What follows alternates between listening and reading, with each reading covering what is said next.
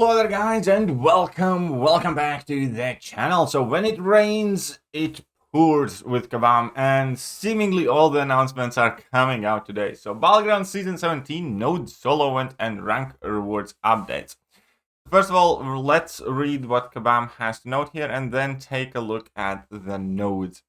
So starting with Season 17, in the name of keeping things fresh, we will be changing our approach to the meta.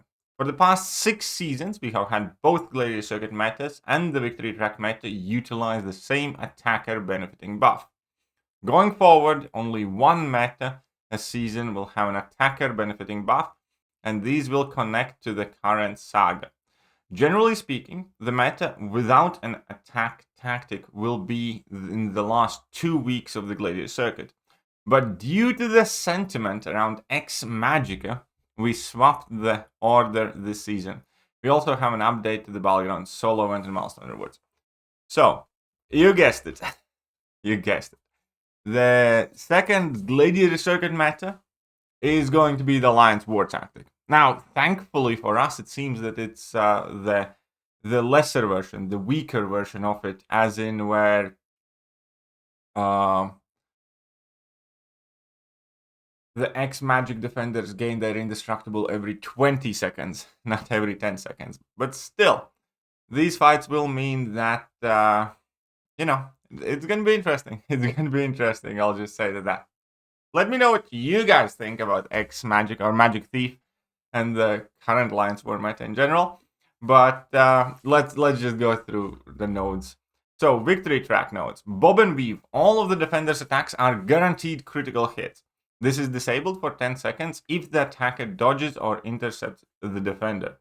The defender can land critical hits through block. So this is going to be super important. At first you will want to dex through a hit, and only then you will want to parry, because Bob and Weave, again, with some champions, critting through block is going to be nasty. Additionally, using the Dexterity Mastery to dodge an attack grants an attacker a passive Fury charge, increasing the attack rating by 5% per charge. At 10 Fury, all charges are consumed and lost, and the defender attacks are unblockable for 15 seconds. So it's a fairly straightforward meta. You can use any champion in the world, pretty much. It's a very, very, very open meta, which I think is kind of fine for Victory Track. So, Gladiator Circuit, Week 1. The defender's attacks are guaranteed critical hits. We already had this one. And then using the Dexterity Mastery to dodge. This is the same node as above, except it's more potent. The more potent Fury charges, and at 7 Fury charges, all charges are lost, and all the defender's attacks are unblockable for 12 seconds.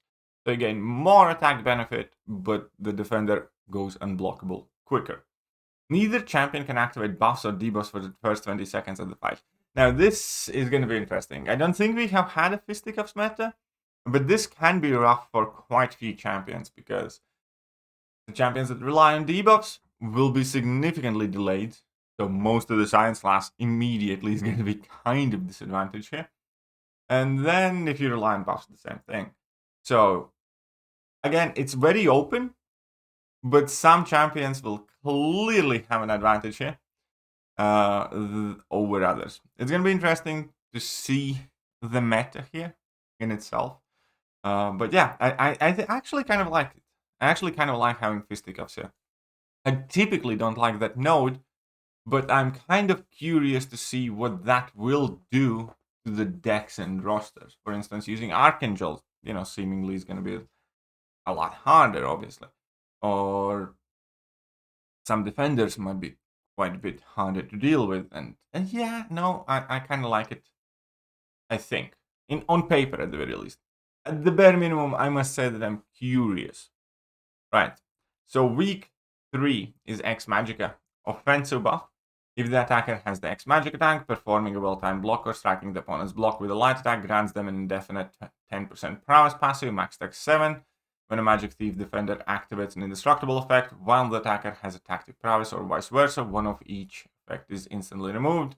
These effects cannot be affected by ability accuracy. So this is the word offensive tactic. And then we have word defensive tactic with Magic Thief. Power play. Every 15 seconds, whichever champion has the least amount of power is fate sealed for 6 seconds. And roll with the punches. Each time the defender receives a stun debuff, they reduce the duration further stun debuffs by 20% unless the attacker has an active buff or prowess passive when the stun debuff is inflicted. So this kind of seems to favor, obviously, the X-Magic champions alongside mutants in general. So, we'll see. That's all I'm gonna say. I don't think it's gonna be as bad, but one of the bigger problems with the Magic Thief is when you can't really stun much. So, fine. Let's see how the meta goes. That's all I'm gonna say. Let's take a look. So, Battlegrounds solo and milestones, and let's take a look at them. So, previously, the solo and milestones, or as in currently, they are effectively, I don't know why it's not showing me. There we go. They are effectively a single 6-star in the milestones, in the Battlegrounds solo event. However, now you can see that that's changed.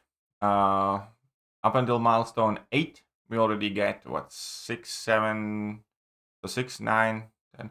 So basically we get all of the previous rewards from milestone 8, which is effectively 15,000 6-star shards.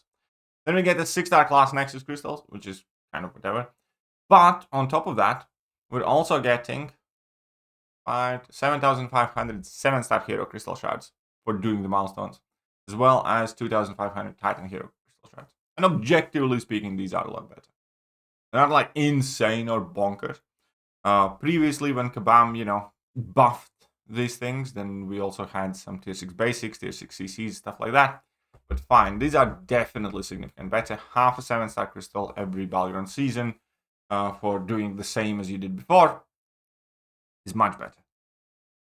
And that's good, because realistically, Battlegrounds are in crisis. There's a separate video coming about that, because we actually do have a very, very good forum post with graphics and charts that display exactly how big trouble Battlegrounds are in right now.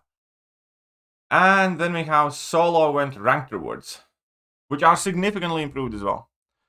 It's a shame that they did not work on the Alliance event, which they will be working on in the next season.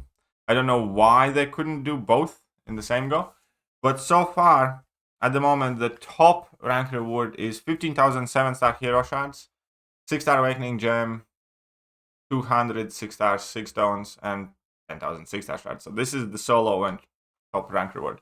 That's being changed to 15,000 7-star hero crystal shards, 10,000 titan shards, 10 7-star signature stones. Yeah, and then, that's new. So basically, up until spot 10,000, you get some extra titan shards. You get more 7-star shards overall. And up until spot 1,000, no, but up until spot 500, you also get some 7-star signature stones or signature stone crystals. And, this is much better. Again, it is definitely better. There's no question about it. The question, again, is whether it will be good enough. However, we do need to keep in mind the fact that Alliance event rewards also will be increased the season after. So these are for season 17, even though it says season 18 there. It is for season 17. It's a typo. They do address it in the post. But there you go. Overall, here's the thing. There are some good things and there are some bad things. The good thing is that I think Kabam is slowly starting to listen about some of the community feedback in regards to the BG metas. I am keeping open mind about next season and how enjoyable it will be. I'm not sure whether they made the right decision to keep with the X-Magic meta, but okay, let's play through it. Let's not, pick up a fuss before we actually try it out. That's going to be my approach to this. When it comes to the rewards, they're a definite improvement. They're overdue improvement at this point. Again, it feels very silly that they're doing like solo event the season before and then next season is the Alliance when, but okay, whatever. I hope this brings more people to Battlegrounds. I just feel like it might not be enough. That's how I genuinely feel. Because Battlegrounds participation rate has dropped drastically. And the rewards are obviously a big part of it. It's not all. It's also, the general feel of the game mode, the AI issues, the whole bunch of stuff is there. But as a factual matter, BG participation has dropped drastically. And even though I personally, obviously see the improvement there, I just don't know if this will be good enough to bring players back. I think this is a solid improvement in a generic situation, I guess is the best way to describe it. It does not feel like something that will absolutely wow players, which is what I think ABAM needs to do at the moment. So let me know what you guys think. Do you think, will this make it much more likely for you to grind out all the milestones and that stuff? Or no? Either way, hope you guys enjoyed the video, and if you did, hit that like button, hit that sub button, hit all the good buttons. I'll see you soon. Bye-bye. Hello there guys, and welcome back to the channel.